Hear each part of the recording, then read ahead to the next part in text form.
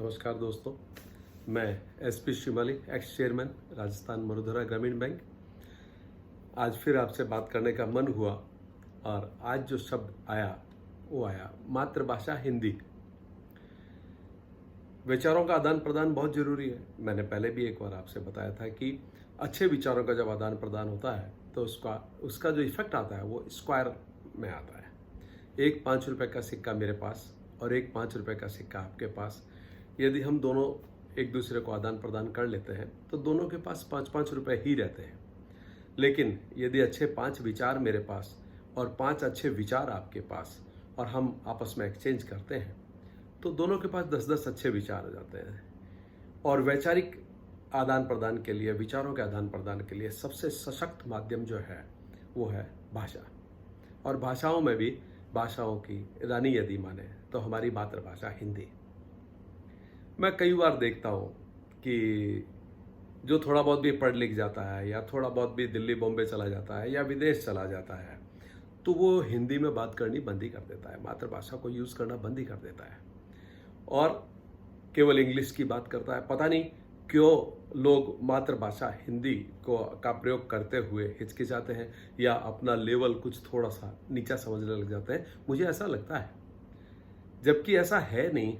अटल बिहारी वाजपेयी बाहर जाकर के हिंदी में बोल कर के आए।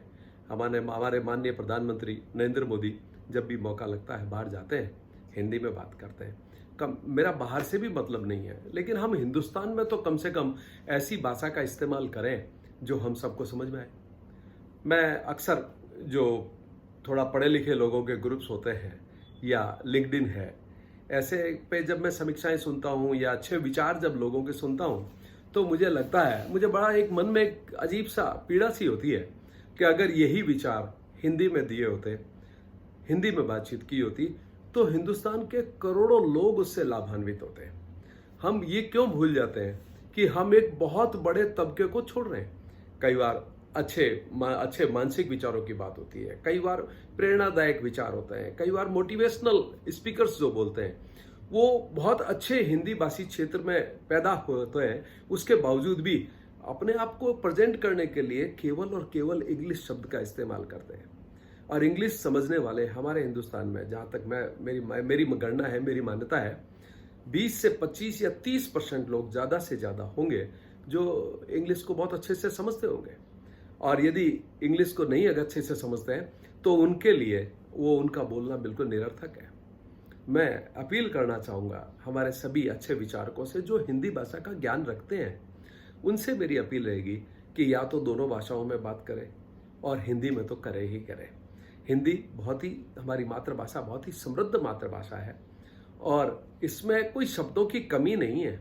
इतने सुंदर सुंदर शब्द हैं इसके अंदर कि उनका अगर उपयोग किया जाए तो बड़ा प्रभावी इफेक्ट आता है। कई बार तो एक हास्यास्पद सी स्थिति बन जाती है जब इंग्लिश भी पूरी नहीं आती है और वो इंग्लिश में बोलने का प्रयास करते हैं और उसके अंदर पता है क्या यूज होता है उसके अंदर, I mean, you know, I know.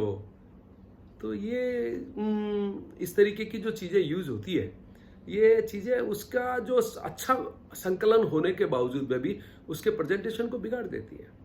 मैं आप सबसे दरख्वास्त करता हूँ, जो भी हमारे पढ़े लिखे लोग हैं, विद्वान लोग हैं, अपनी मातृभाषा से शर्म ना करें। हिंदुस्तान में अगर मातृभाषा को हम यूज नहीं करेंगे तो कहाँ जाकर के हम इस भाषा को यूज करेंगे। प्रत्येक देश अपनी अपनी मातृभाषा के बढ़ावे में लगा हुआ है और हम हिंदुस्तान में भी अपनी भाषा का उपयोग नहीं करते। इससे दोनों पक्षों को नुकसान होता है। केवल वक्ताओं को नुकसान नहीं होता है, श्रोताओं को भी नुकसान होता है। वक्ताओं को क्या नुकसान होता है कि जो चीज उनकी 100 करोड़ लोगों में जा सकती है वो 20 से 25 करोड़ लोगों तक जाकर के सिमट जाती है। और अगर रिसिपिएंट पूरी क्वांटिटी में नहीं है और क्वालिटी में नहीं है तो कभी भी वक्ता को बात करने का मजा नहीं आया, वक्ता को बोलने का मजा नहीं आया है। और श्रोताओं के साथ तो होता ही है, बहुत सुंदर चीज मिस कर जाते हैं, अच्छी चीज होती है जो समझने के लायक होती है।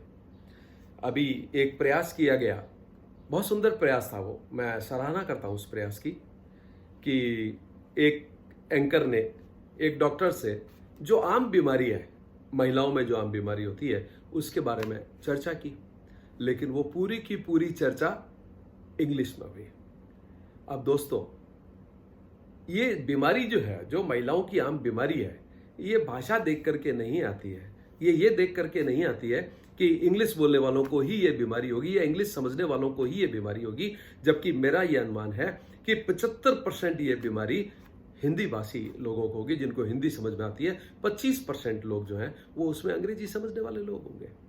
तो ऐसे वक्ताओं से जो बहुत सुंदर और नेक कार्य कर रहे हैं और अपने विचारों को बहुत अच्छे से लोगों के बीच में रख रहे हैं, मेरी उनसे दरख्वास्त रहेगी कि कृपया मातृभाषा में भी बात करें, हिंदी में भी बात करें।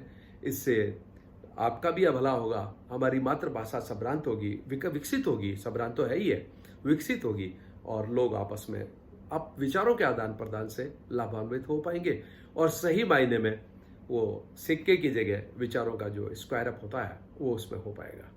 मुझे उम्मीद है कि हमारे जितने भी पढ़े लिखे साथी हैं, जो अच्छे वक्ता हैं, जिनका भाषा पे कमांड है, वो मेहरबानी करके हिंदी भाषा का भी पूरा पूरा उपयोग करें ताकि लाभान्वित बढ़ सके और आप लोगों को भी अपनी बात को कहने में मजा आ सके।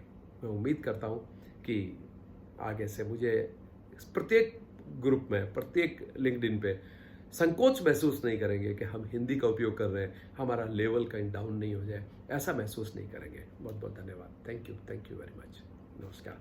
अगली बार फिर हाजिर होऊंगा एक नए विचार के साथ। Thank you.